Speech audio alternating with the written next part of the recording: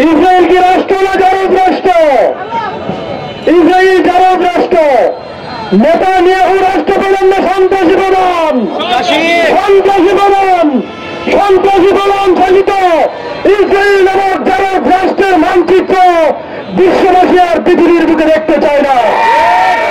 আমি বিশ্বের মহান রাষ্ট্রগুলোকে বলতে চাই, অনতিবিলম্বে আপনারা ফিলিস্তিন স্বাধীন করার ব্যাপারে পদক্ষেপ নিন।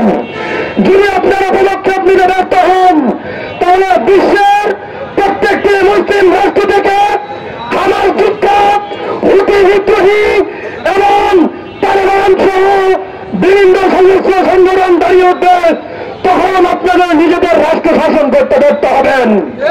সুতরাং বলতে চাই, বাংলাদেশ সরকার প্রধানকে আমরা বলতে চাই, বাংলাদেশের ৯২% মুসলমান আপনার পাশে রয়েছে।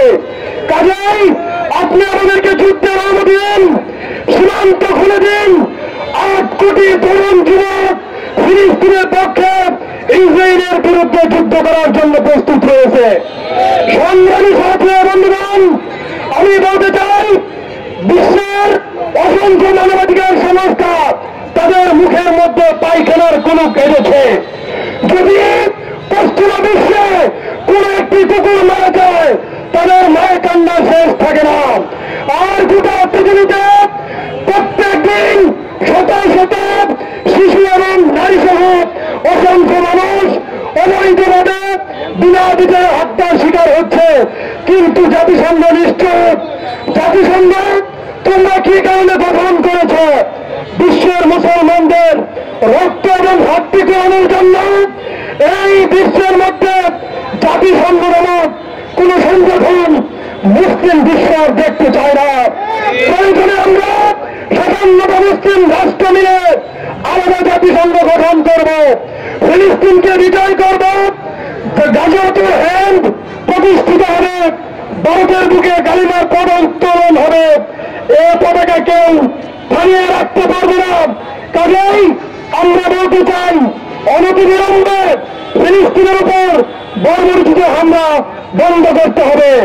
যে সকল আমেরিকা থেকে সহযোগিতা ফিলিস্তিন ইসরায়েলকে দিয়ে আসছো, তোমরা মানবাধিকারের কথা বলো, মানবাধিকার রক্ষা করার কথা বলো, গণতন্ত্রের কথা বলো। তোমরা ফিলিস্তিন যুদ্ধের জন্য ইসরায়েলকে যে পরিমাণ সহযোগিতা করছ, আগামীতে মুসলিম বিশ্বটা স্মরণ রাখবে। তোমাদের বিচার একদিন না একদিন হবেই হবে। কমপক্ষে ইমাম মাহদী আলাইহিস সালাম উপস্থিত হওয়ার পরে, দুনিয়াতে আগমন ঘটার পরে তোমরা গাছের পিছনেও আশ্রয় খুঁজে পাবে না, পাহাড়ের পিছনেও লুকাইতে পারবে না। ভবিষ্যৎকে স্মরণ করো এবং আল্লাহকে ভয় করো।